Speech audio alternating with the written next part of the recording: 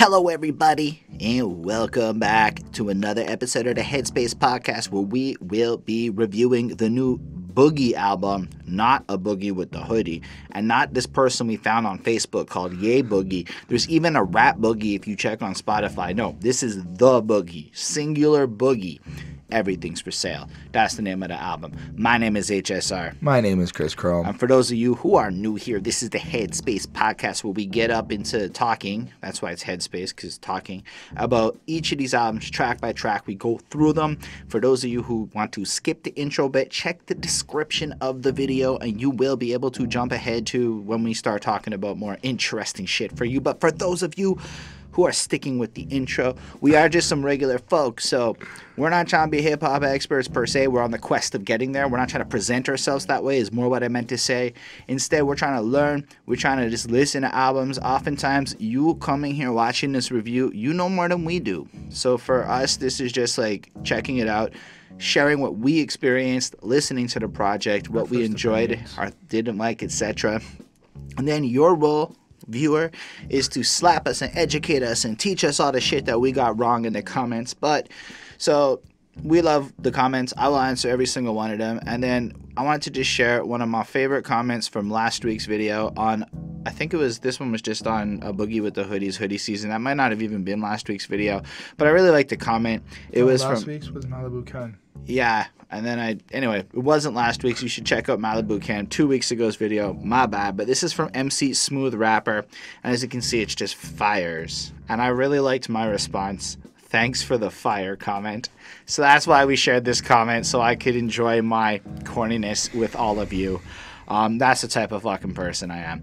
Anyway, we do care about what you think for real, not bullshit. And we also care about the patrons. So special thanks to Lindell Williams, Ismail Gadamsi, Super Old School 1994, and Chris Prado. If you've watched us before, hopefully this is a clearer, nicer image because we are using our new camera for the first time. Woo, thanks, patron. Woot, woot, woot. All right, Chris. So what album are we talking about today? Well, for episode 111 of the Headspace Podcast, we're going with Boogie. Everything for sale. Everything's for sale with no apostrophe. Just throwing it out there. So, Chris, how do you know about Boogie? Last week. That means that Chris found out we were doing Boogie. I actually thought you meant a Boogie with a hoodie. I thought he dropped another album. No, that was a different guy. I clicked on on Boogie, and then I guess that's just the one that made sense when it dropped on Friday. Fair. I knew about Boogie because he's one of Shady's new artists, and he's signed to Shady or something. And so I suppose it made hip-hop news for a minute, and Shady's artists are about to drop. I believe Westside Gunn and Conway's new project is coming soon. But I don't really know anything about Boogie. I'd never heard Boogie before, so honestly, I went into this with just kind of let's see what it is, you know? When you hear Shady Record sign someone, you can't predict what it's going to sound like. Right. It could literally be anything Eminem thought sounded good in a minute when he signed that person. And he keeps trying to be, like, in touch with shit. So you kind of expect it to be super different than him, so you never know. Mm-hmm. Anyway, so I didn't really know much about him. I don't really want to waste all your time here. Normally, we just want to contextualize how connected we are to the artist because this makes a big difference, right? So if you're a big fan of Boogie, been following him for years, how you feel about this project, his big studio debut, is going to be fucking way different than, say, me, who just came in and discovered him for the first time, like, literally a couple days ago. Like, I've listened to the project quite a few times in the last, 36 hours, but that's how long it's fucking been out for. So for those of you watching this in a few weeks, keep that in mind. But what do you think about this cover and just the title, Everything's for Sale in general? I think the cover itself is very bold. I like the white, like the brightness of the white. I like the red. They're all in red suits. Kind of makes me feel like maybe Blood Gang a little bit. They're at a funeral. They are from Compton. Right. They are it seems like they're at a funeral. It looks like, I would say Boogie is the one right in the front who's kind of like hiding away from the camera a little bit. Well, they're all pallbearers holding the coffin. But I think that's Boogie. Yeah, Boogie's like the one in the front. Like right, that's what I'm saying. Hiding his face with his white glove. Right. So I just like the color contrast on how it kind of sticks out. The red is very, very defining. But the title for like Everything's for Sale, I'm I'm not really sure how I feel about it. I like the idea of like, when I read that, it's like I'm putting all my cards on the table. I got to get I'm like getting rid of everything. I'm trying to like clear my plate, cleanse, or something like that, right? But then I'm thinking, like, I look at the cover photo and I'm like, does this have to do with death? Does this have to do with like, you know, like something different? Or so I'm a little bit confused. So like, I think if you're ever at a point in life where you're having an everything's for sale, whether it's personally, like you're cleaning out your apartment, or like your business is like having one of those sales, 9 times out of 10, it's because shit's going real bad, right? Right. I mean, there is that one exception where like you got a brand new job on the other side of the country, so fuck all your shit. That's not what I'm talking about. But let's say like Target in Canada had a pretty much everything's on sale, for sale, whatever type thing. Or you like go inside of like somebody's apartment when they're really fucking poor or whatever, or they're getting evicted or some bullshit, and it's like everything's for sale. Like, oh, you want that thing and you'll give me money, and you just pick up some crusty shit in the corner. Oh, $5, you know, like that's kind of what I picture. Mm-hmm. But then if you consider the environment and just the idea of it, it's probably a place where it kind of looks like everything's just for sale, including life, you know? And that's what I take with the cover, is that even life is for sale, you know? It kind of also alludes that death is going to be something that we're going to hear about on this album, and really, like, it's going to be a heavier project. And I think of the album covers we've seen recently, this one is the most striking to me in terms of, like you said, its use of like colors and like it is a stark contrast of the white and red, but like even the church doors and shit are like kind of syncing up with their clothing. But it's really powerful statement. Like, this is a guy he's done this so many times. It's like he's not even fazed by being this pallbearer, you know? That's what I'm feeling when I look at just the struggle and pain on everyone's face doing this. But it's like kind of, I want to say like they're kind of desensitized to it a little bit. Like it's just like a common thing now. Fair enough. But what really shows on Boogie's face is of the tired reflections. Shut up. Right, I am fucking tired. I'm tired of working at myself. All right, Chris, how do you feel about this track, Tired Reflections, with the slash? Well, right off the bat, I like the smoothness to it. I like it's very kind of melodic, it's got slight jazzy, slight lounge type feel, very, I don't feel like this is supposed to hype you up. I think this is supposed to put you in like a mood and to like really listen and kind of focus to what he's trying to say more than like trying to party or turn up in a sense. I really enjoyed the piano key placement throughout the song. That was something that really kind of was an ear-warming for me. I get the sense that he feels, in the chorus, he kind of starts talking about how he feels threatened. He's kind of like looking at himself in the mirror and kind of feeling this like, kind of feel like he's a monster of his own creation, and that's kind of what I'm taking away from it. So that was interesting to kind of feel that he kind of feels like he's threatened by himself. But what kind of hit me when we first started off in the first verse was, boy, ain't you tired of telling? Ain't you tired of not being relevant? Ain't you tired of talking about your ex and your relative and digging up skeletons? And I like how he's kind of questioning what people talk about, how they talk about their experiences, or like kind of what. This is like him commenting on people saying that to him, though. Right. But I'm saying, like, in terms of maybe other artists, like I kind of took it as other artists who talk about these things as well, who talk about their exes and stuff like that. And he's kind of just questioning, as well as they might be questioning him, because after listening to the album, I'm like, okay, I see this. But I also feel like he might be questioning, like, aren't you tired about that? Aren't you like don't you want to change what you're talking about or whatnot? Even like the same way that people are asking him. Well, that's what I'm saying. And then he responds immediately with like, are you fucking tired? Shut up. You're right. I am fucking tired of. And, you know, it's kind of like a response. It's like, so what I took from that is like, so right at the beginning, it's like, we tired of hearing you pour out your heart about how you struggle and how you at war. That's just like, to me, I just want to point out how dope it is, how he ends the first line with the word pour, but then uses its homonym meaning with the U, like, so it goes from P-O-O-R to P-O-U-R, pour out your heart, and the way it flows there, that's masterfully done. Like, I think it's incredible. Like, literally the first lyric on the album or bar, like you can say in the verse. It's just so well constructed, and he flows out in more of a talking, heavy conversationalist. But then he's like, kind of commenting. And if you think to like how Eminem kind of started off the Marshall Mathers LP with like "Kill You," and he's kind of like, "We're tired of hearing about you rap about all this shit." I think he's taking more of like that tone on it. So then it's like people questioning the general subject matter of so many rappers coming up. So you're Like right about the community factor. I think in the sense that you have like everybody does kind of rap about these things, but he's taking more of a satirical, questioning tone, as if this is what people are saying. Like, aren't you fucking tired of it? Like, why don't you guys just rap about something else and shit? And then he almost responds with the last little bit of the verse. He's tired of working at myself. He wants to be perfect because he's on the struggle. This is what he's going to rap about, you know? I'm tired of the dating process. I want to know is certain. So because he can't find that person he's looking for, what, you know, well, like he's not there yet. I kind of loop that into like paranoia. I feel like he's also dealing with some type of like fears and his own like anxiety that he deals with, especially because he, like he said, he doesn't know what's certain. So there's so many questions. So it's like, how are you expecting him to rap about or express different things when he doesn't have the answers? And then to the point where, because he lives in such a dark place in God and everything, he's tired of questioning if God's real. He wants to get murdered already, and then a gunshot sound, and I'm like, this is how you start the album? And I'm like, yo, that's it. Hats off for the rest of the fucking review, man. Boogie just I don't even care if my hair looks stupid.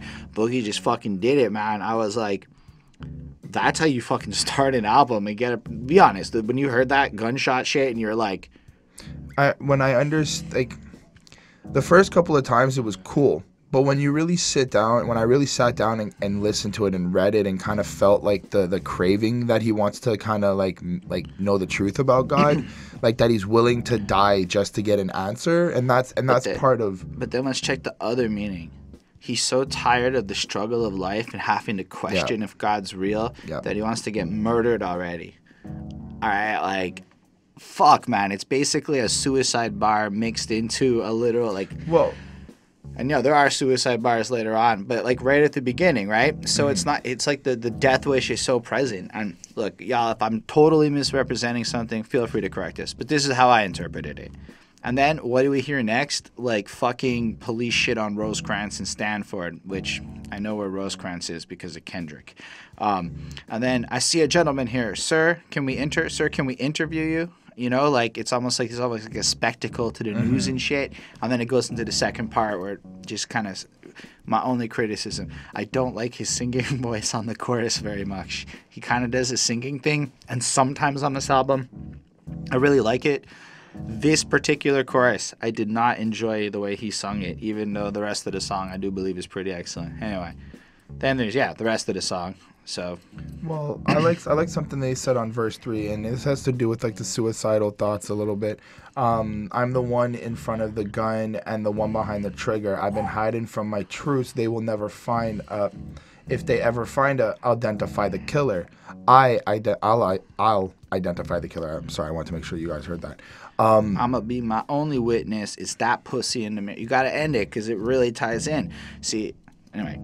Well, I was just gonna say I like the line because it's like he's very self-aware. I'm getting this sense that he knows that he's got his issues. He knows that he's dealing with his own things, but he's also kind of like engulfed in them at the same time. Like he wants to. I feel like he's got this like need to be a part of them. That whole thing is him saying, "I'm gonna fucking kill myself," and all of those lines allude to that in some way. So yes. I'm the one behind the gun and the one behind the trigger. That means that he's.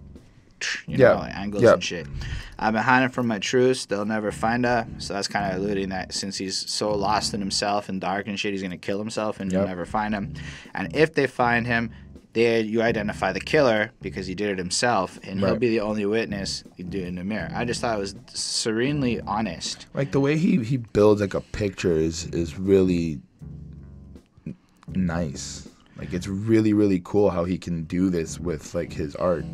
But I really like how like the song just kind of plays out. So you have this like first verse where it's almost like people are questioning his content or why he is a certain way. Now, if I'm not mistaken, he was homeless until like 2016, or he was homeless around then. He's very much been broke most of his life. He struggled. He's 29, right? So he's not even a young kid. So it's fucking dope that all these dudes around my age are getting like debut albums. Totally promising for my future.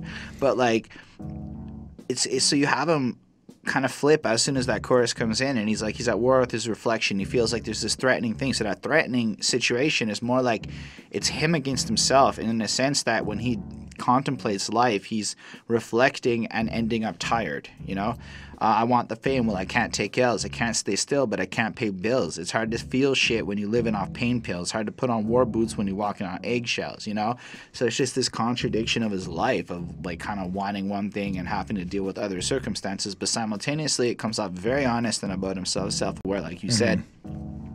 But he's rapping with excellent use of poetry, and I just had to give him a lot of credit for that. Overall, like this song kind of really paints the context of the situations in his life, where you really get the sense that he wants to be better. He is completely aware of all of his fuck ups, and he's willing to talk about everything that has him almost questioning death, to the point where I feel like he's also tired. Like, not just because of the name of not because of the name of the song, but like even listening to the song, you can feel this like exhaustion in his voice. You can feel this like this feeling of like going through the struggle, and like, yeah, the album debut drops, he finally gets to present everything, and he's like, whoosh, like, yeah, it's like, I'm tired, the adrenaline's gone now. But like, yeah, I mean, I don't know. Then the song flows into this little skit at the end where this girl is kind of gets into the car or whatever. He gets into the car and she's like singing Ain't Shit, you know, and he's like, yo, is that about me? And I know that at one point, one of my ex-girlfriends was really into the Kanye song, Let's Have a Toast for the Douchebag. Runaway, that's the one. And she kept playing it when I was around, and I got the fucking point after the fact. And so, yeah, I definitely understand that he's kind of making a point. And this is actually based on kind of a true story, this whole, like, little skip bit. So he said on the interview that he got into the car, he was a little bit drunk, and then he went to go find directions, and the DMs popped open, and his DMs might not be the most clean place in terms of some of his behaviors. Right. And then she was not very happy. And so it's just kind of playing out this kind of thing, which I think is an interesting context setter for the album, because it must have been such a pinnacle moment. Like, you get caught by a girl, shit goes bad, you're no longer with her, you have your kid and shit with her, and, you know, and then we get this introduction of where he's at, like, now. And I just thought it was a beautiful way to start the project in terms of just creating something really a personal experience. And I feel like the beat's really great, as you pointed out. The beat itself has, like, and this is really cool to me because I like how, I don't know if he picks the beats or like if he's there during the production process. I'm certain he's involved. But there is a way that he flows with the beat that's just really soothing in a sense. Like, it really, really matches, and it's really cool. And yeah, I just think overall this track's a 4.75. I just don't like the singing on the hook enough to give it a 5, but I really enjoy everything about what the song's trying to be and all that. For me, I gave it a 4.2. I do enjoy the song, but as like a first listen, I was just kind of like, this is something new to me. So. And then I do like how he gets into a little fight with this girl, and it turns into a silent ride home. For pictures in the thread, I'm on your head, you only banging because it's streaming, ain't you? I'm gonna be real with you. I'm not feeling his singing on this one that much either. I like this singing. I like his raspy voice. I like how he kind of has that strain in his voice, and he's like the way that he's like silent ride home, and you get this like, it's got a style to it. I'm not a big fan of it. As much as I understand a lot of people don't like auto-tune, there is a reason people use auto-tune. Oh my god. I'm not anti-auto-tune. I maybe once was, but I would, having done Eminem's Encore recently, which officially behind that suit believes that, Chris is included in this, that Encore is the reason rappers use auto-tune today because Eminem's singing was that bad. And I'm not saying Boogie's, and I agree to this. Yeah, because if you go listen to his singing, it's actually that fucking bad on the album that anyone growing up on that is gonna be like, yeah, I can see why we need auto-tune. So what I'm understanding is on Encore, his singing, Eminem's singing is so bad that everybody was like, fuck it, we're all gonna use auto-tune. Once T-Pain showed them the way, yes. Okay, fine. That's my theory. I agree. See, behind that suit's official theory. But this, like, look, the song is really good. And the singing that Boogie does here, it has a certain charm to it. And I'm not trying to discredit that. I just don't really like it as much on this particular song either. But I love the verses, and I love the flow, and I love the energy, and I like that second verse, okay? I love to lie, I'm extra out, I know I'm wrong, but let me slide. This is literally him rapping about that story I just told about him cheating on his girl, you know? Right. The ride was long, I slept for 5, she got my phone, I'm petrified, she read my text, I read it, and you're just like, damn, right? You're like right there in the car with them. You're picturing this shit going on. So when you're hearing the silent ride and you're picturing like this is like a real thing, like, you know, when you have that awful fucking car ride where you're stuck with somebody and it's just this cold silent treatment, you know? Well, I want to actually continue that line. She got my phone, I'm petrified. She read my text, I read her mind. Press in time, I'm dead, my high. Connect to lies, express your mind. I wish you would talk more. No, that's a lost war. She gonna take the aux cord and let it play her thoughts for her. And I really enjoyed that line in terms of like I've been in that position. Where the girl speaks to you through music, calling you an asshole. I never said it. I'm just singing it onto my jam. Why is like, it your jab? Because I'm an asshole, apparently. Right. But that was again. I think it's more the realism behind it. It's the relatability behind it. The way that it's like you can really be in the car with them and you can really kind of like sit in the back seat and feel it. Like, also in that whole like first verse, you kind of get the context of what's going on. So he's got this almost addiction to these girls that want to fuck him and shit. And he like to a point where he doesn't even save their numbers. He doesn't care about who they are. He just scrolls through, finds whatever pic he said, yeah, you're good, and then goes in. Like, it's just so emotionless in the way he describes that shit. Oh, I like the line when he goes, "You're only gang when it's convenient, ain't ya?" And it's like that just to solidify it. Like, you only really ride with me when you need something from me. But it's not, I don't know. It's to me, it's got such a cool honesty to it, and I believe that the songwriting here is pretty well done. Like the chorus kind of implies he's lost within himself, he's isolated, and creates the context of a silent ride. That could just be like himself walking through the streets even. Mm-hmm. But then it ties into each verse. So verse 1 is what he did wrong per se. And then verse 2 is her catching him, creating this real silent ride before he sleeps for hours or whatever. I give it a 4.3. The overall style of the song is not 100% like my vibe to go to, but I really recognize how good of a rapper and artist Boogie is at putting this shit together, and I'm really impressed with it still. I give it a 4.2 on 5. I really enjoyed the vibe that he kind of sets for it. I like how he does. I really enjoy the raspiness in the chorus. I feel like, I like the exhaustion behind it. I like kind of that, the image he's trying to portray, and the creativity is cool. All right, let's talk about a swap meet. I don't mind, I want your time, just name your price.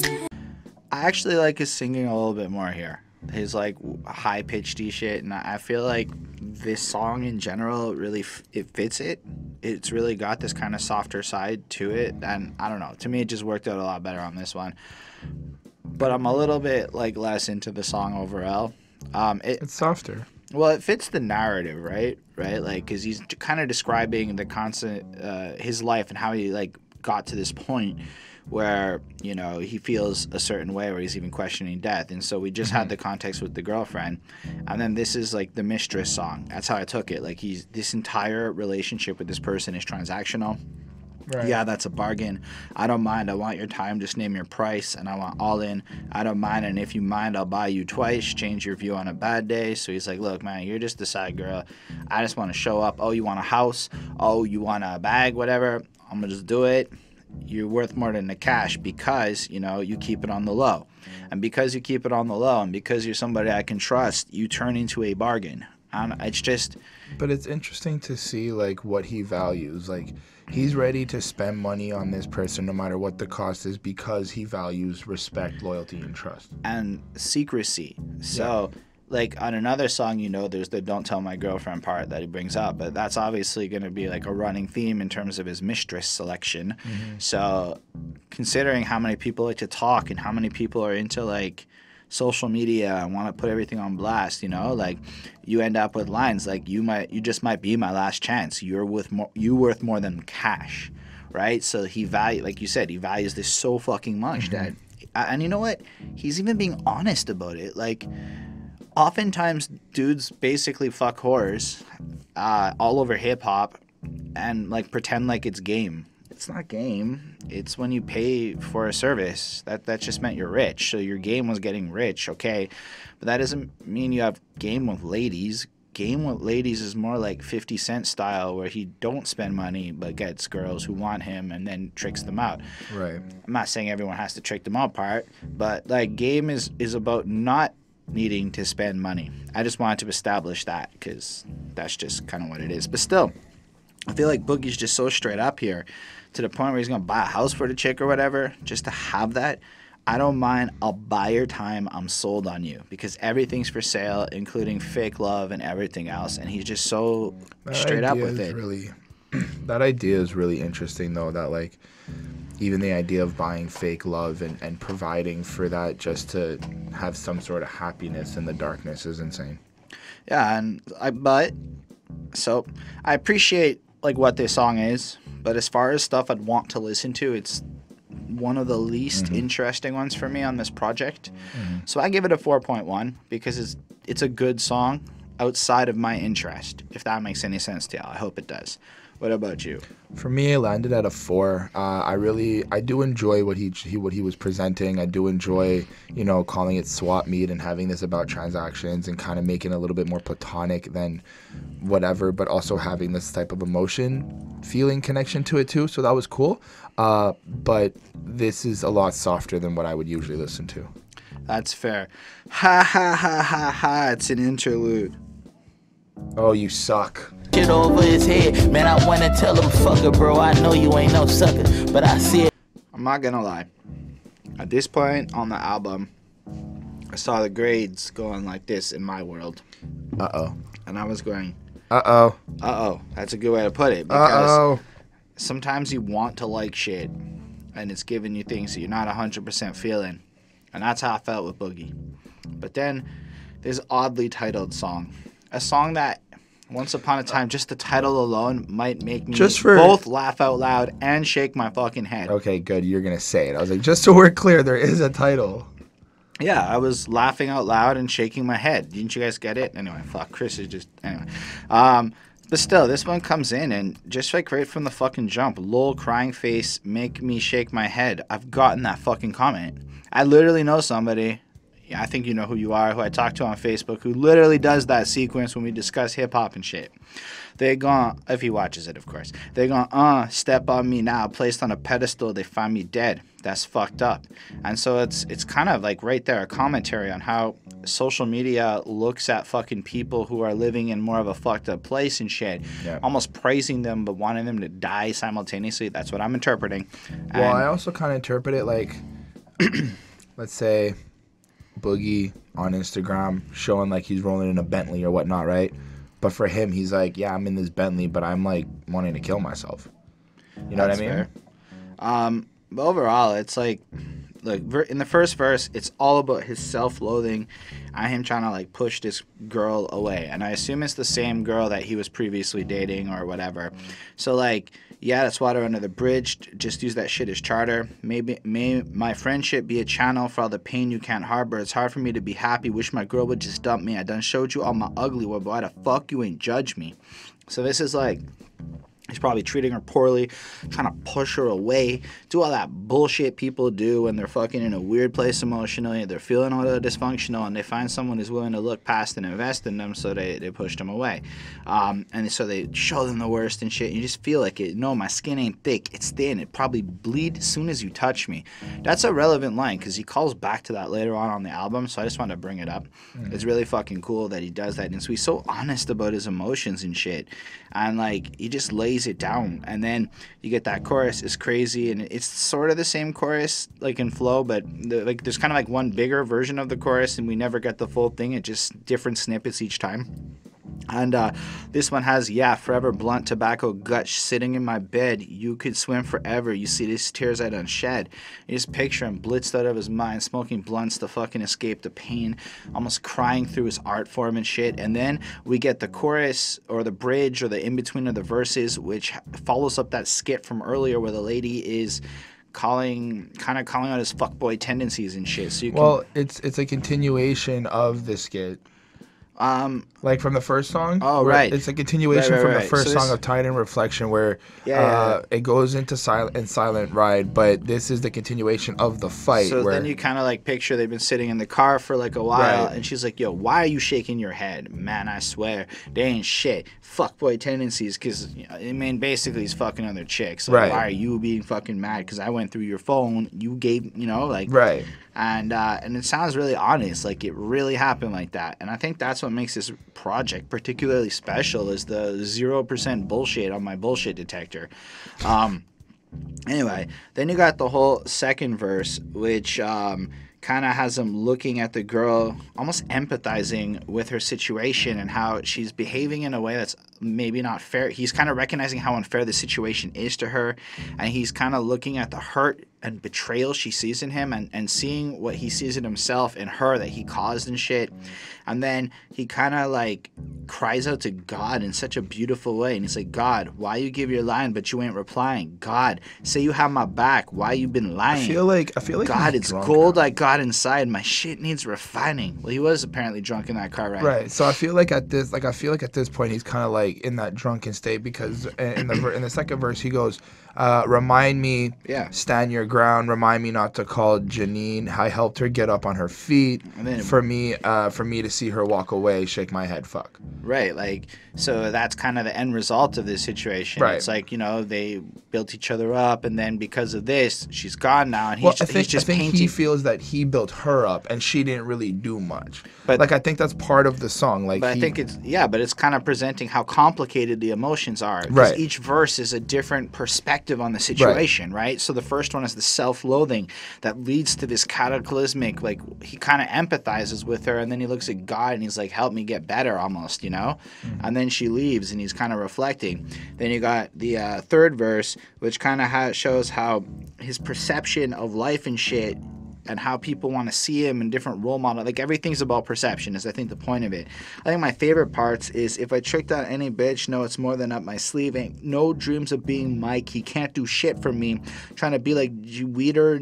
That's my big homie. Free him, though. Trained to be in hell. Got derailed. I don't need to scale everything for sale.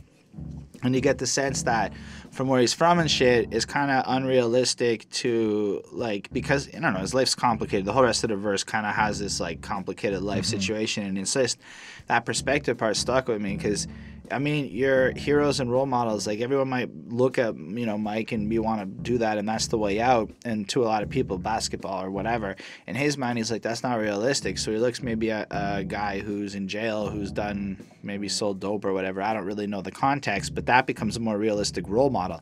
And that's some shit that the more I understand the dynamics of poorer neighborhoods is it's just a perspective thing that I think a lot more people should be looking into. And I really appreciate Boogie taking the time to walk us through all of this. And then, lol, and then I shake my head, step on me now, placed on my pedestal, they find me dead. So at the end of it, like, after this whole fight, this whole thing's played out and she's gone, he's back to this feeling of emptiness and wanting to almost fucking die. And Right. he's giving us this art, which he's putting it on a pedestal and shit. And then just ends with the oh fuck man, and it's just got like this organic rawness to it. I mean, to me, this song is a 5. It's fucking brilliant. So yeah, that's what happened. It was on a downturn on this album and it went right the fuck up. So beautiful fucking track. got a 4 for me. I understand. I like the song. I like what he did with it.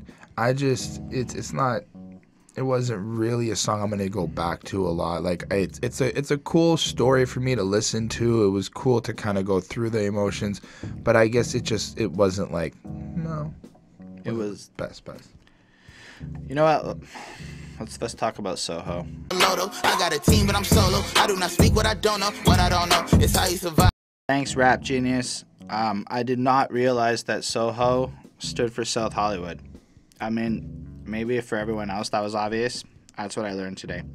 So what I love about this song is that it almost literally is just frustration of this fake lifestyle people want to live, where they are willing to do shit like they'll be from the hood and then book a meeting. Like, when I say the hood, I mean Compton here, which I understand to be the hood. They'll go ahead and book a meeting like 30 minutes away in Soho just to, like, be fancy. And he really doesn't have time for that shit. in a literal sense, because by doing this, he has traffic and extra bullshit in his life, and he doesn't fucking understand the need for that. Like, please no more meeting at Soho. Please no more thinking we bros. I really like that chorus. It's just really fucking fun, catchy, really interesting.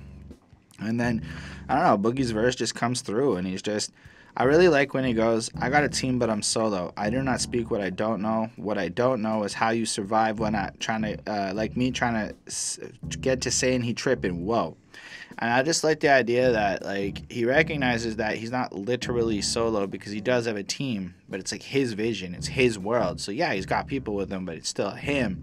And then I like how he flips, how he doesn't speak on what he doesn't know. He's a smart guy who kind of keeps his mouth shut when it's not relevant. And then what he doesn't actually know is how you think you're going to survive when you fucking cross him, because his peeps going to get you and shit. I don't know, it's really fucking cool. You get the sense of, like, where he's coming from and this environment of, like, you know, he's still with needs. I need to get me a lease, pass on the key to the streets. I need the key to the door that's been blocking out my inner peace. All that I'm saying is, so you kind of call back to a time when maybe he doesn't have anywhere to live, and he still kind of feels that desperation of pushing for, like, his, you know, as you said, inner peace. So his desire to grow and get past the demons, and he's blocked and he can't handle it and shit. And part of that is, I guess, you know, his frustration with all the fake people who are doing shit, like trying to meet at Soho. And then you have Jid showing up, which is always now going to be fun for me because I like Jid. Ain't no more meeting for any meanings. Really, shit, it wasn't meaning or anything. You can say my vibe, book is on me. Don't use it. I swear on it with everything. So I guess, you know, people who are just trying to get some vapid bullshit out of you, fuck off, go away. Right. Let's keep it real. And then can't say that, like, Jid's verse in terms of lyrics was over the top for me. Kind of just pulls out, like, let's not be doing some bullshit like getting sushi at Roku. I agree. I don't want that either. That sounds fucking terrible to me. I don't know. His verse is cool. I like the I'm loco, I'm Pac, I'm popping the pistol at Popo, and just like his ability to rhyme and get it real fast and shit. But his verse was also very fucking short, and then it's just gone. And you're like, oh, okay.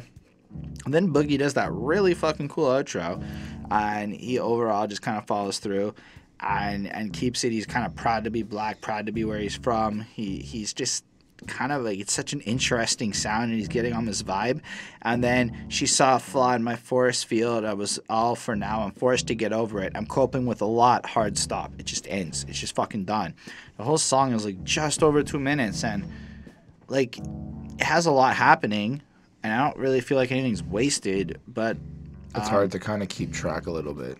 Like, it's just a bit short. So, like, had this been, like, flushed out into, like, a more complete song, I think, with maybe a longer verse from all of the verses, a little bit more content thrown in. Right. But I feel like at the end of the day, the track is basically saying, listen, we black, we from here, we doing this. Why are we trying to basically be a bunch of white-ass honkies in fucking Soho being fake just for the sake of images, just for the sake of politicking?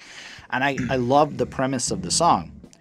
But it's a bit short and just kind of stops, and it just feels like, what the fuck? Why is the interlude longer than this? Anyway, I gave this one a 4.5 on 5. I really enjoyed it, but wish it was longer. I didn't really get much from this track. I do get the core concept of they don't really want to fuck around with fake people. They don't want to waste time. They're kind of doing their own thing and trying to keep their own movement. I do like, I really like Jid's verse, the way he kind of flips up with the flow, kind of he can like keep the tempo and change up the speed. That was cool. Boogie does his thing. He kind of keeps it really just real on how he's feeling about certain stuff. So I landed with a 4.2. I didn't really get much from this song, but it's good. Hey, Chris, you want to go skydiving? Defy gravity and let this fall last forever. Crawl back whenever. All bad this weather. This is another song that's really good, but not really for me in terms of its sound. I don't know if you want to go on this one. I like the idea of like going to skydive, kind of like diving in head first, trying to chase the adrenaline, trying to chase the thrill. I kind of get that. Boogie on this track is kind of feeling like he was kind of warned and told not to do certain stuff, but he keeps kind of going in head first and just like wants to enjoy whatever it is. There was a line on verse 2 that really stood out to me. But you don't know shit about this flame. It's in the mist of the rain. I've been It's addicted lit to in pain. the midst of the rain. It's lit in the midst of the rain. I've been addicted to pain. The way I ain't asked to be, that way I ain't asked to be saved. This is following a couple bars where he kind of expresses that his mother was telling him to watch out about certain people, certain women or whatnot, and that feeling of like. I also think it's the music, his life, his pursuits, his passion. Like I think it's everything. Like the way he lives his life is throwing himself into it. So it's just like fucking skydiving, and everyone tries to tell him, "Yo, slow down, be cautious, take care," and he doesn't. Well, I like the way how he kind of presents like him being engulfed in all of this toxicity, and it kind of just spoke loudly to me a little bit. I do think that this wasn't like one of my favorite tracks though. I mean, it had a certain type of feel to it. It's not really bad. The lyrics were good. I just feel like it just felt softer, not as like hype. I guess that's the proper word. But I landed it at a 4. That's fair. As much as I wasn't so into the sounds of it, I did think that the beat construction was really cool. Like the rhythm patterns were really ridiculous. So it was a lot of little. It wasn't like your standard shit. And like overall, I felt like it flowed and created this ambiance that was more on that softer kind of like he was being really reflective and pensive and kind of like thinking a little bit on how he got here to a point where he has this problem with meetings in Soho and all these girls and shit. And part of it is that his approach seems to be to just jump into it and not really think twice. And I also really like that part you quoted because it's kind of, to me, I took it like that flame is his passion, right? And part of his passion is derived from the pain in his life. And so he's almost addicted to the pain because it fuels his passion and allows him to create this art. I mean, if he didn't really feel all these things, we wouldn't have this album to be here talking about it in the first place, is kind of how I interpreted that. But more that the people who watch him don't really understand it because they don't feel the same thing that he does. And I really like that idea because that is kind of how it feels like when you're on the grind and people's looking in and judging. But it's not really my favorite one, mostly for the sound, not for the quality or the talent of it. So I can feel like if you're into a more soulful sound of music in general, you're going to really like this way more than I do. But I gave it a 4.25 on 5. Fair enough. The next one is called Live 95. That is like 24 fucking years ago. Yeah, I said it's too much dough to be hurt, yeah. I don't know what I'm worth, yeah. Alright, so I kind of have a lot of equal feelings of my enjoyment to Skydive to Live 95. Like, to me, it's another one where I very much appreciate the quality of the song, but it's totally not my, like, interest set. I feel like it's got a similar sound to Skydive, a similar kind of low-end, singier vibe to it. It seems to kind of desire hoes and escapism and then has to kind of deal with the consequences of it.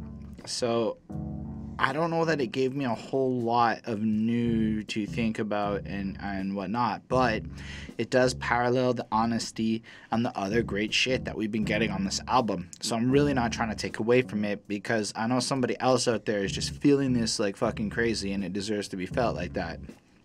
But I guess it's just like, I don't know. And I wish I could fly a jet with her and have sex with her, all the Instagram hoes in the world, in the world, you know. And I get the idea, you know, you desire all these people, you see all this eye candy, you want it all, you want to fuck them all, and you have a way to get to it.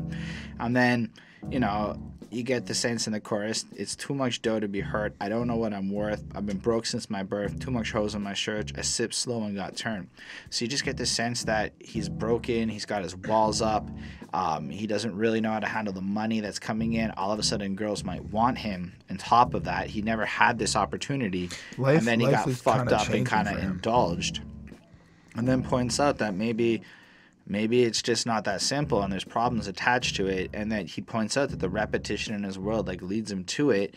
But I don't know, it just has like this, again, honest feeling to it. But I mean, it's just kind of another song on this project related to his desire to bang other people while, I guess, being with his partner, which I love the approach. I don't want to take away from that. It's actually really cool to see somebody take that like really honest and not try to downplay it and not be bragging about some weird shit. It's not bragging, it's just sharing, and I think that's really cool.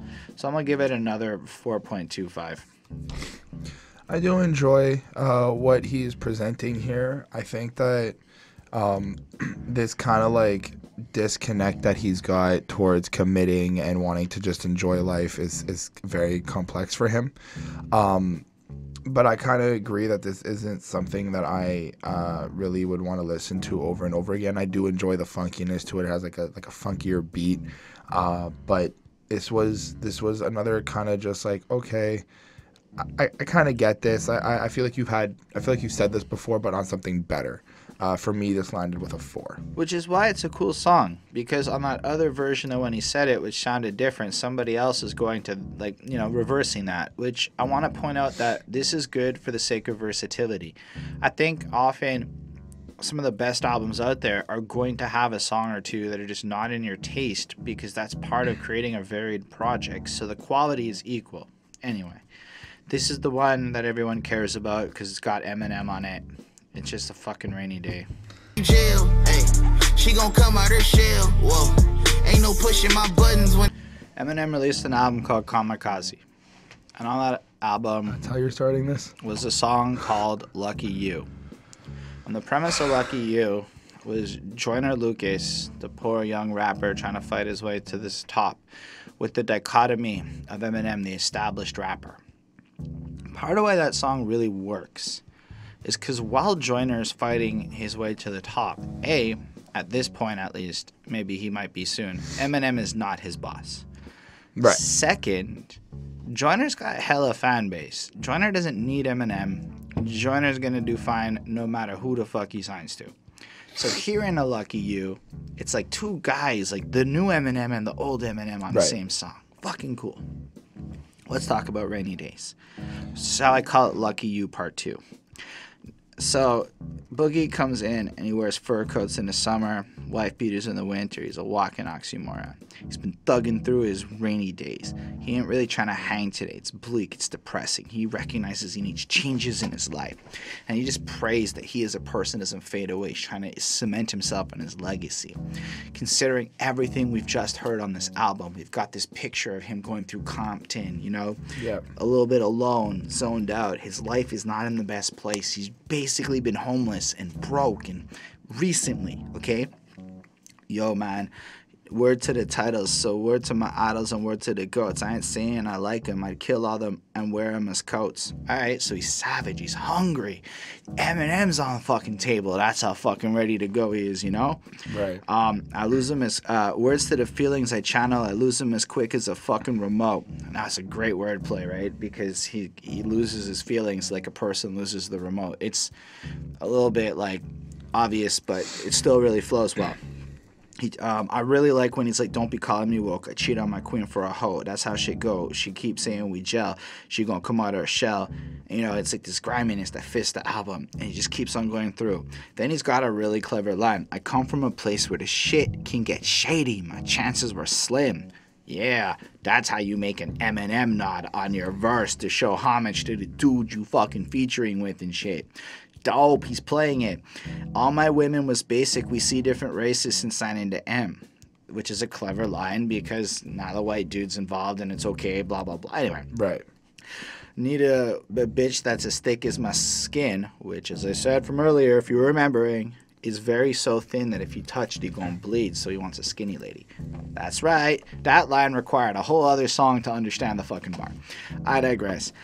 We move in and he's thugging, and then something happens here. Allow me to say that Eminem does a very excellently written verse, but it has no fucking business on this album. It has no context or no content or... No, it does. It does. Does it? Yeah, it does. I feel like he just it really does. Oh, shit. Here we go. I just want to get it out of the way before you go. I have no idea why Eminem's on this album. I think it's only because he signed to him and there's like a connection and all this stuff. But like, you came in, you did the Eminem thing, you did the rappity rap thing. It's great. It's a trap beat. I like it. I'm slightly biased because I like trap beats and I like Eminem. So I do like the song, but I just felt like both of them were flexing. And I'm getting this out of the way because I don't have much to follow up what you're about to say. So here's the thing. Boogie wasn't necessarily flexing. As we know, Boogie's a desperate guy trying to escape still. He's big. Eminem's his fucking, like, chance.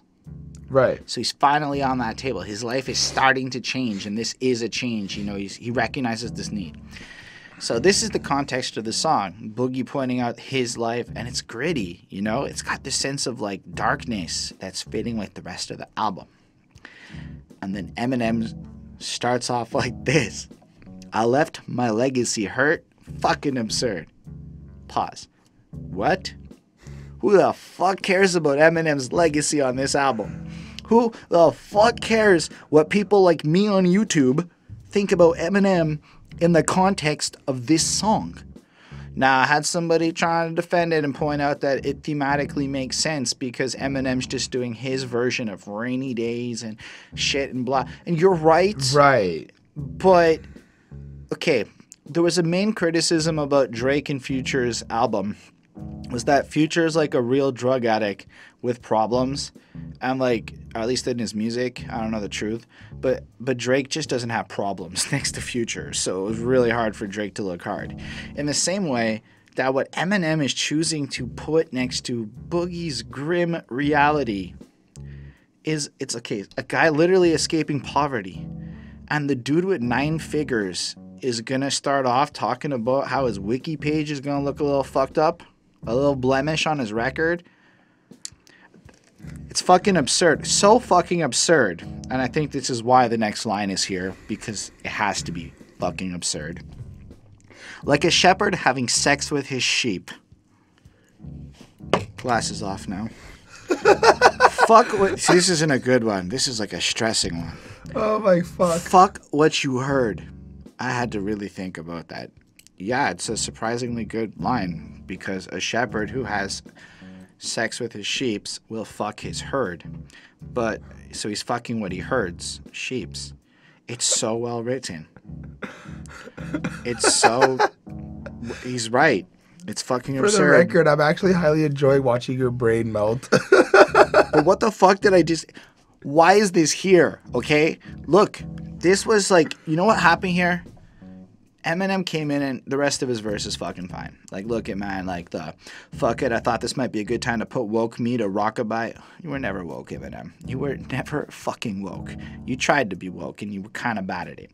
I got the bottle of NyQuil right here. You want me to wake? You want the Slim Shady EP that's on the CD cover socking my mirror. I promise not to cry crocodile tears. What the this whole verse is you crying crocodile tears, dude. I'm gonna be real with you, Eminem.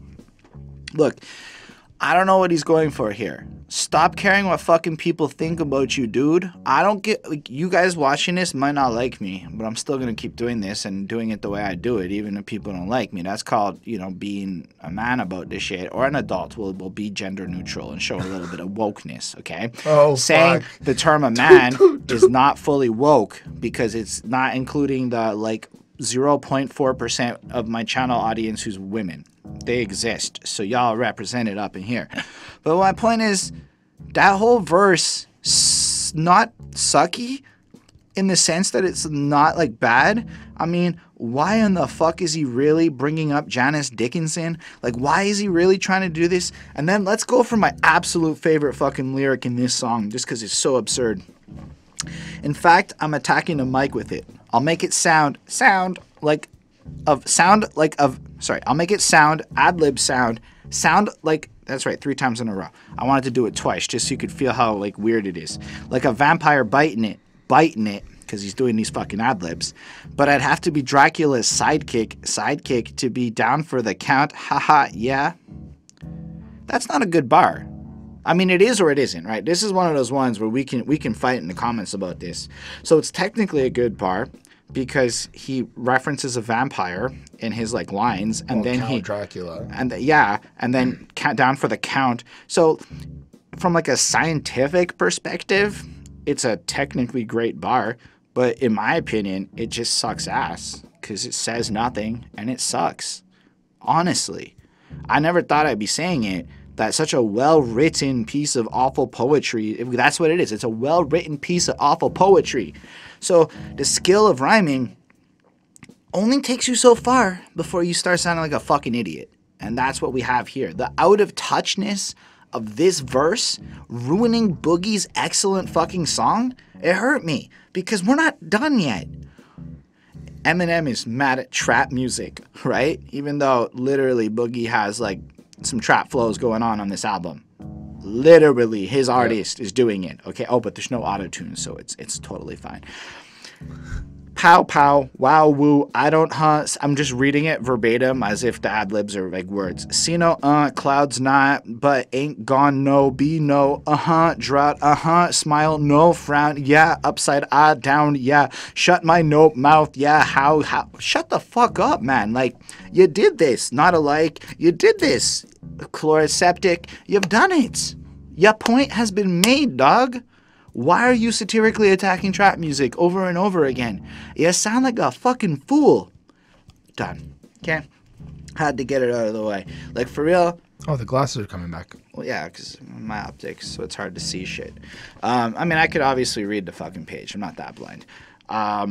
Look, all I'm trying to say is Boogie came up with a really cool fucking song about, like, change happening in his life and coming from the darkness and the rainy days, and we've got this whole context of the album that's been built up.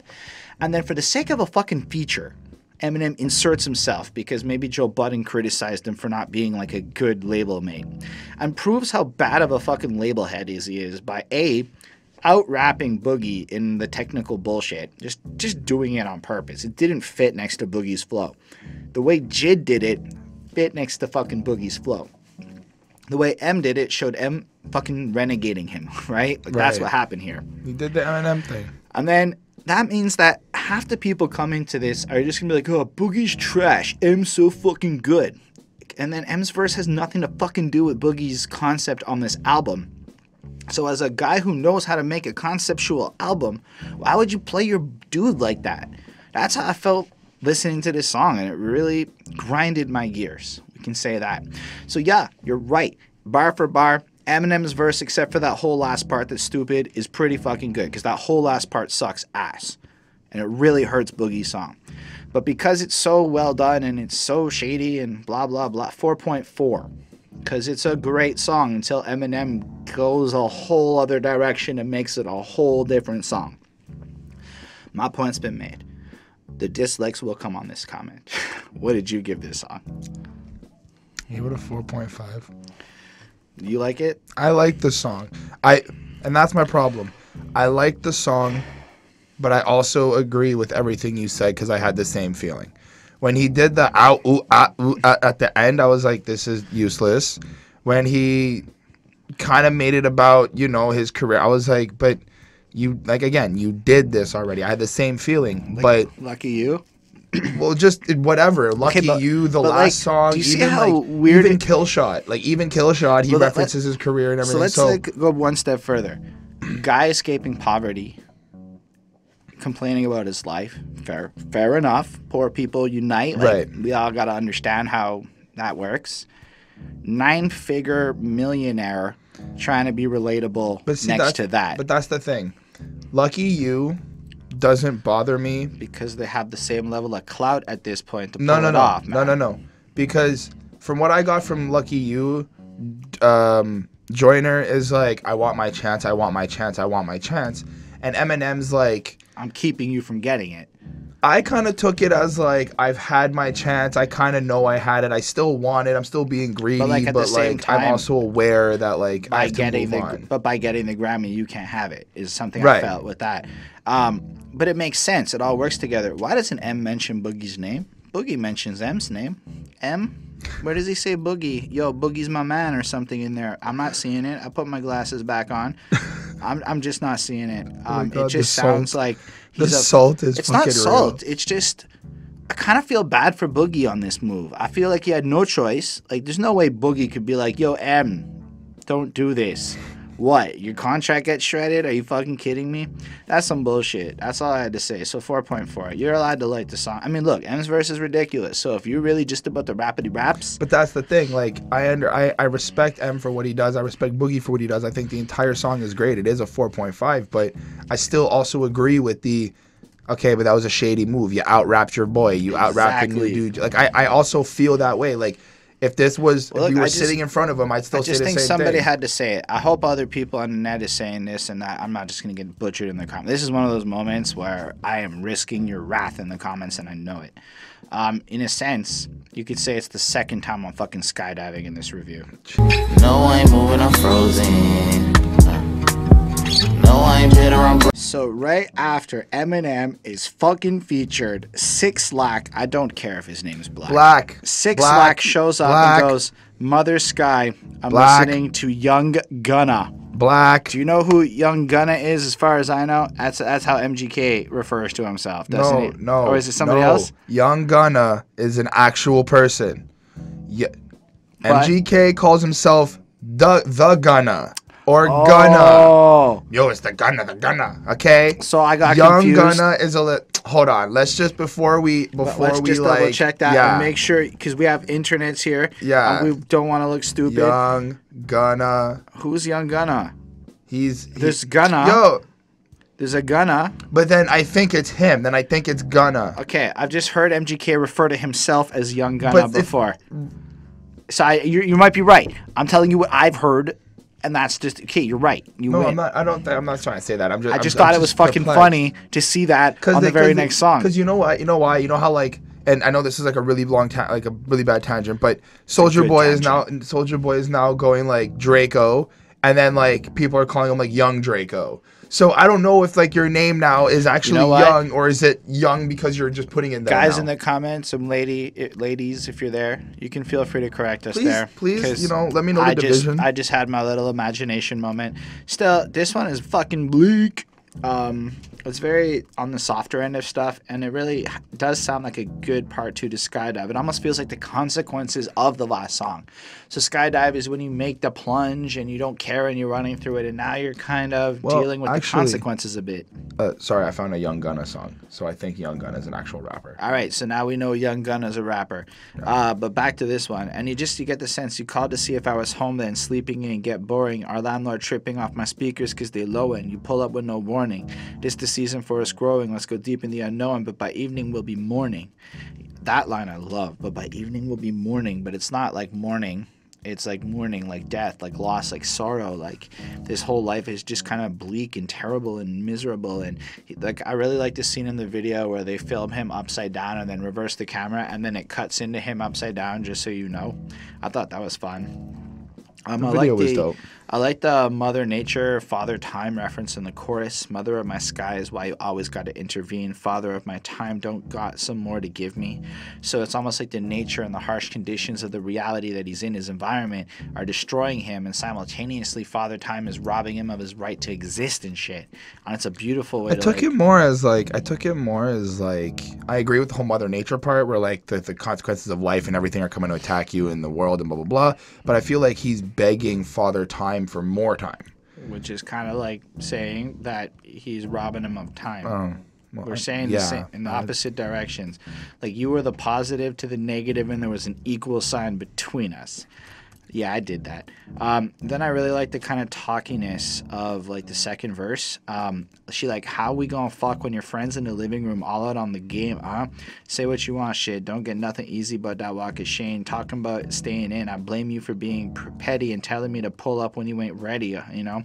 And it's just kind of like this weird snapshot into the kind of relationship struggles and things he might be going through. Like literally maybe him trying to get laid. He's like, yo, your friends are chopping up dope in the next room. Are you sure this is a good time to fornicate? And well, shit also like that. it also shows like priorities too. Right. Like let's say this isn't like just some rando chick. This is like somebody he's with, right? This is I feel like that also brings out a different story. Like we can't even have our own peace time together because you're too busy with your homies or you're too busy doing other stuff. So I like how he's kind of showing us different. Like I like how you can kind of pick apart different scenarios from what he's saying. It's really cool when artists are able to do that. And then I feel like Six Lack takes us through Black this verse of like him just kind of using numbers, like another 24, a day gone, wishing I had 25, I guess an extra hour in the day. He spent the last 24 hours thinking about her down 69 because he wants to have that mutual oral sex life. He spent 365, that's a year, I mean, obviously you guys know all these numbers. I'm just having fun with you. That me, myself, and I, because it's 3 again, with the biggest star in the sky. That's right, that's him. Anyway, he's on his own.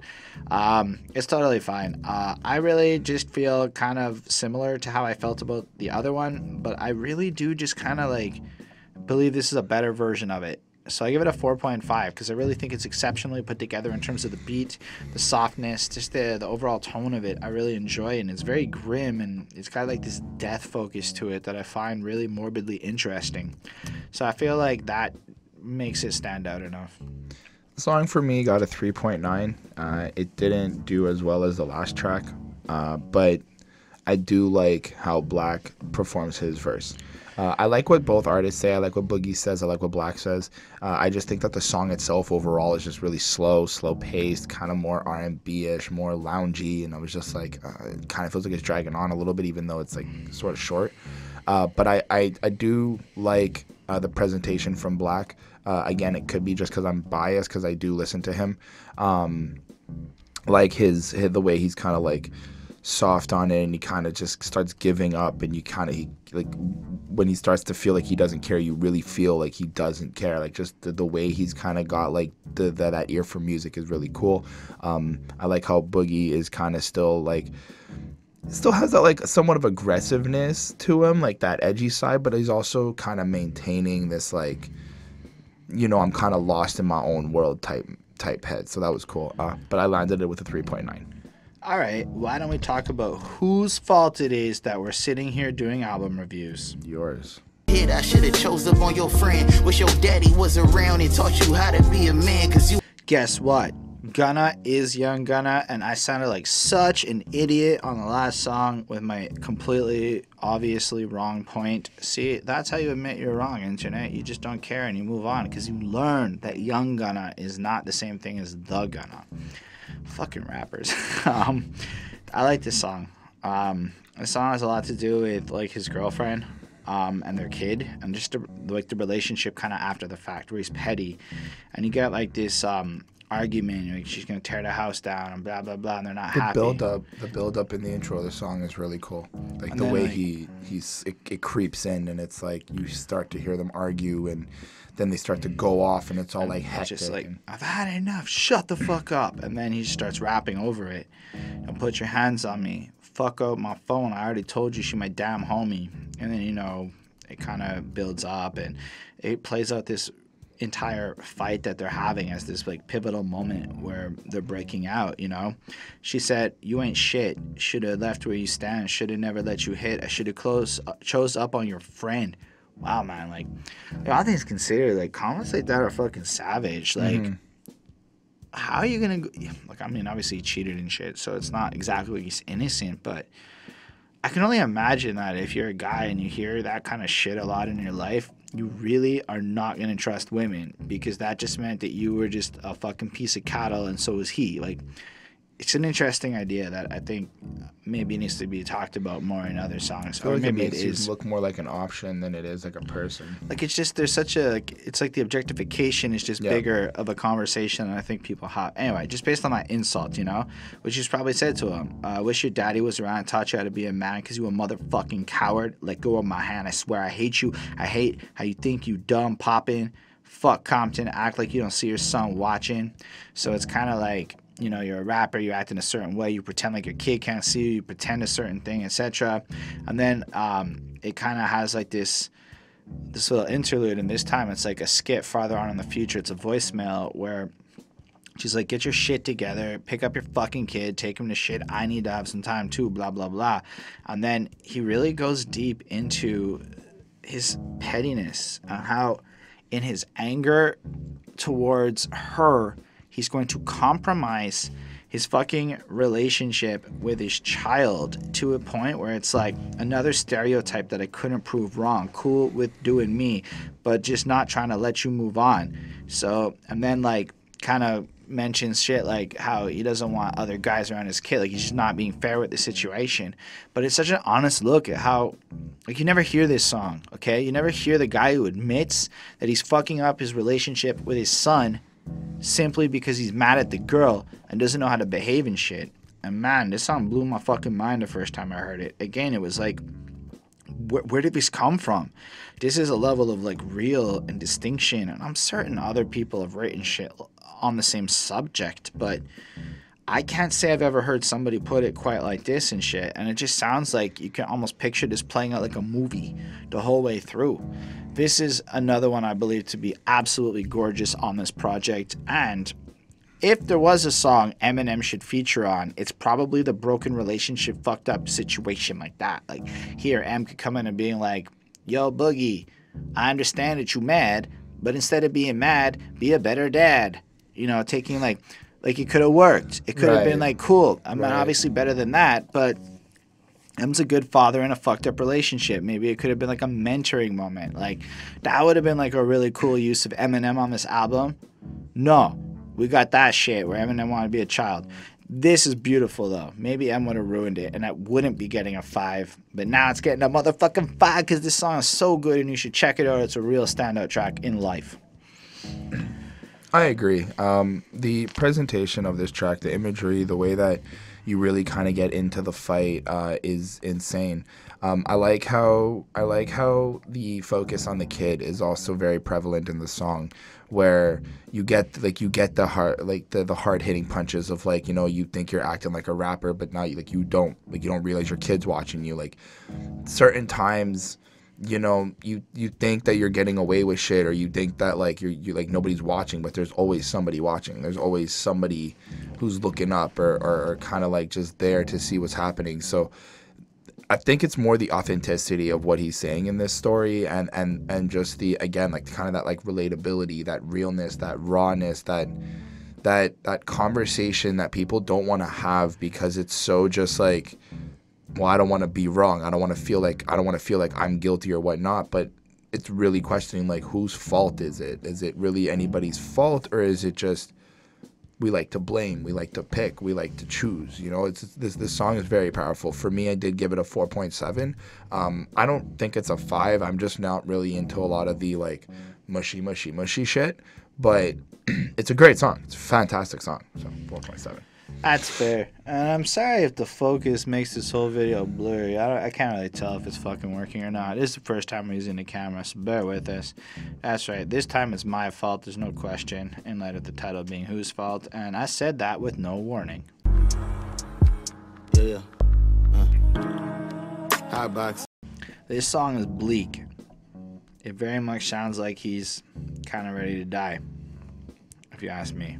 What I took away from this song is that he likes it, and it kind of connects to that song where you know, you don't know about this flame and all this stuff, like when he was kind of telling us a little earlier on the album that he kind of likes to be in pain. This is basically just dedicated to that. This whole song, I kind of just got that Boogie really likes to just be in painful situations. He engulfs himself in it. He succumbs to it. He likes it. He goes and meets a girl, or he'll fuck a hoe behind his queen's back because he enjoys the thrill of it. And that's like really the only thing I got from this song. I didn't get no self-analyzation. I got self-analyzation.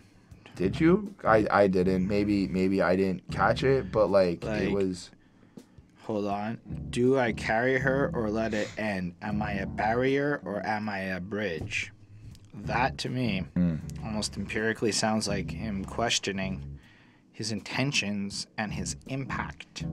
Therefore, if y'all can agree or disagree, that is some analyzing motherfucking shit. You know, the scary thing about it is how I always make excuses when you want to put time in. Talking about next week, I feel like I ain't gonna be alive then. Bleak. Not really sure, you know, it's almost like he's living on the edge, etc. And then, you know, it just kind of feels short. It almost feels like a triple extentation formatted short little snippet song. Mm-hmm. Don't warn me, rather be surprised. Now I'm prepared to die, so saved. Don't warn me, saved. And then you do-do-do's a bit. I'm okay with this one. It's got like this heaviness to it, where I feel like after the last one, where he's already miserable over the girlfriend and not being a shit father, and that must be like a heavy weight to have to like carry and deal with in general.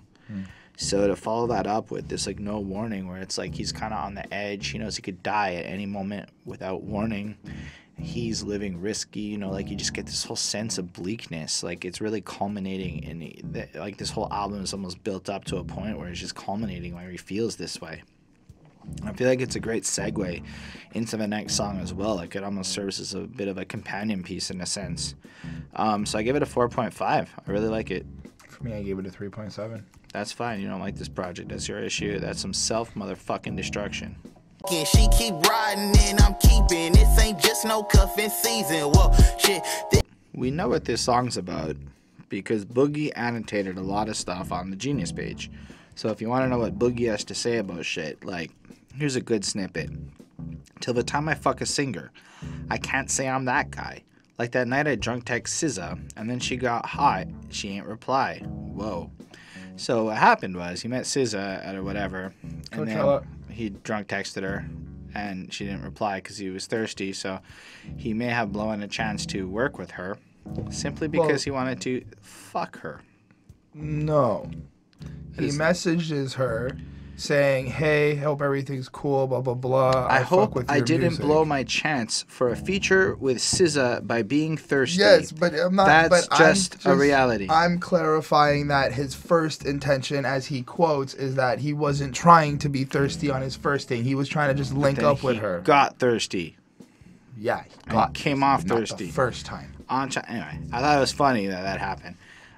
This song is a little bit like kind of a gonzo journalistic view of self-destructive behavior, because one of the things, like look at the chorus. It goes something, something, something, can't remember nothing, still don't give no fucks, when wild and out in public, this myself, this up, shit, you know.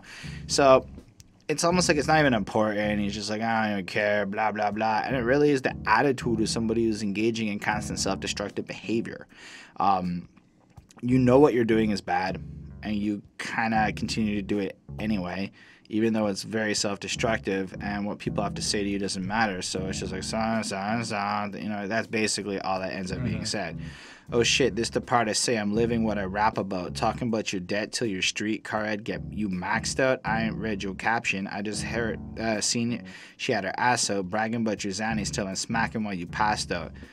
This ain't acting loyal, then go single for the weekend. Oh, it just kind of goes in and criticizes all sorts of different self-destructive behaviors, the way people are kind of faking the images they put out versus the real shit that actually exists. And you can tell he's a pretty real fucking person based on the shit he's chosen to rap about prior to this point, which doesn't include Zannies and all his women shit like that. I mean, he had his girl stuff, but it's kind of distinctly personal and anecdotal to his life, not just typical I fucked your bitch shit.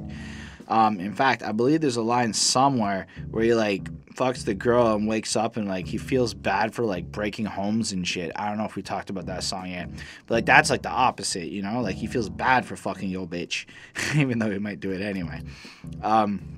Or like the fact that he bangs all these random girls and his mom's like, don't do it, and he does it anyway.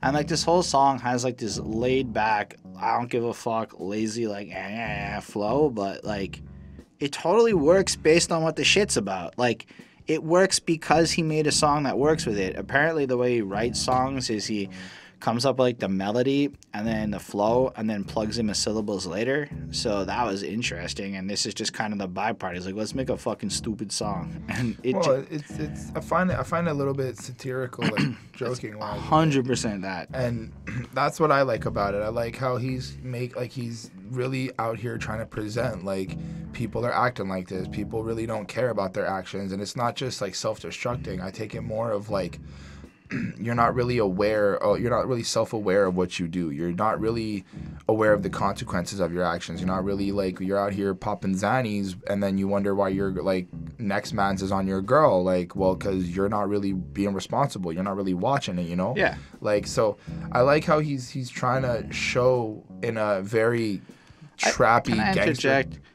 Next man, you don't have to watch your girl to keep next man from being on your girl. You have to pay attention to your girl to make next man not be on your girl. Throwing it out there. Unless you picked a bad girl. Go ahead, Chris. Well, yeah, it's I like how he's kind of trying to present a lot of scenarios that he may be a part of or he may be doing, because I'm pretty sure he goes, I'm one of the guys who would do it too.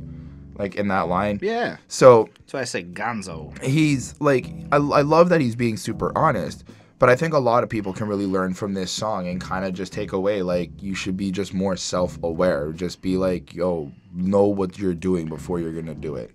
I gave this song a 4.2. I like the feel to it. I like the vibe to it. I like that rap type of style he's using. I like the disconnection that he's got in the song. It was great.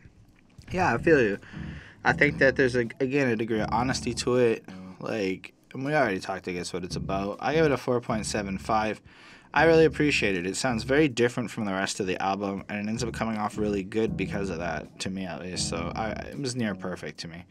One more, and then we're out of time, everyone. I hit you when your eyes low, but never in the light. I fuck with you at night, though. He's like back on that singy stuff on this one. That not 100% my favorite singy stuff on this one. And so it made it a little harder to get into it. You tell me at the time, no, you tell me it ain't right. I treat you like a side hoe. I hit it when your eyes low, but never in the light. I fuck you. Okay, right. It's one of those songs. What was really interesting was that you tell me come over, but not when I'm so faded. Can I come when I'm sober? I do it every time, though. So just the idea that, like, every time he shows up, he's drunk, he's fucked up, he's there, he's impulsive, but he's never really there. He's always kind of fucked up, and then he just, like, leaves or whatever, and she just wants to actually talk to, like, the real him, that side girl or whatever. I thought that was interesting. And then, you know, it's, like, kind of documents, like, yeah, this is the one where I think he recognizes, like, the kind of self-awareness of the bad actions. Anyway, I just hit your line, though, like, why you let it die for? Now go of your pride, like, can I come inside? Do you got a light? You don't even smoke anymore.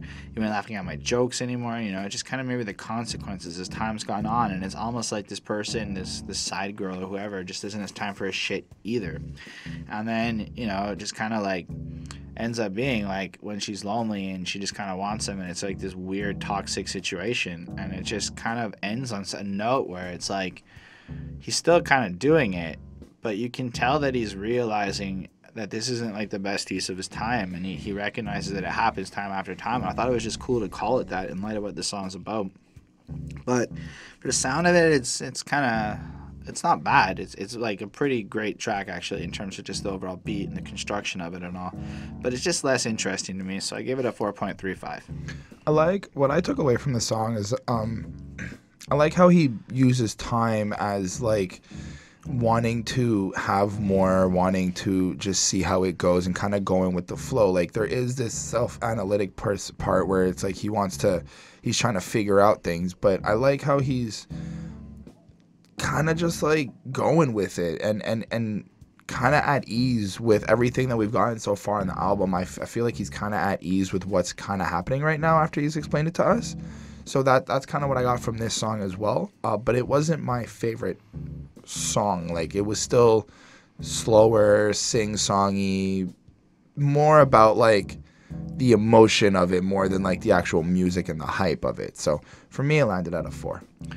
All right. Well, I guess that's the end of this album. There were 13 songs. We've talked about all 13. That was the deal in the arrangement.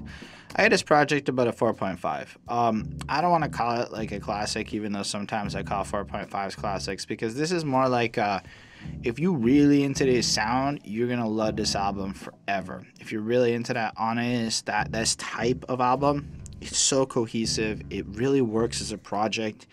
But I feel like, I don't know, it's just 2 steps away from fully being like a timeless type of project. I feel like this is a timeless type of project for a particular niche instead of just being like a more granular awesomeness to it. However, it's his fucking debut project as far as studio albums go, and it's this fucking amazing. Like, it's a 4.5. Like, it's 90% to perfection in my mind as an album. There's a few things I don't like stylistically, but on every song we have this honest glimpse into his life. It's like as the album goes on, you feel the timeline of the incidents and the story really move forward. So you're going through his experience of like dealing with emotions, love, sex, his life in general, as it just kind of plays out over time, and that's a really cool element to it that I think is really fucking appreciated. Anyway, I just really like the album. I think you should definitely check it out, and it was better than I was totally expecting it to be. I as well enjoy the album. For me, I gave it a 4.12. I think really it's just because the two songs that I didn't like on the album, I think those are just they didn't really meet up to par for me sound wise. I feel like maybe it could have been a little bit better or different. But other than that, I think I agree with you.